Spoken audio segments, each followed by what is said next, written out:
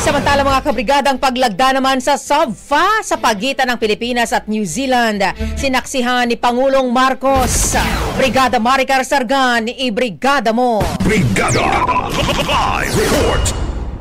Formal nang nilagdaan ngayong umaga sa Palasyo ng Malacanang ang Status of Visiting Forces Agreement o SOVFA sa pagitan ng Pilipinas at New Zealand. Lumagda sa kasunduan sina Department of National Defense Secretary Gilberto Teodoro at New Zealand Minister of Defense Jodias Collins.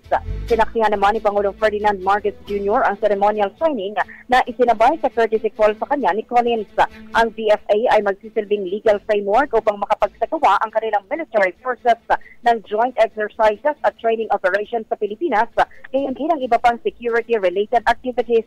Una nang sinabi ni Secretary Teodoro na ang SOVFA ay magpapalakas pa sa defense at military ties sa pagitan ng dalawang bansa. Bukod sa New Zealand, may umiiral ng kahalintulad na kasunduan ng Pilipinas sa Estados Unidos at Australia.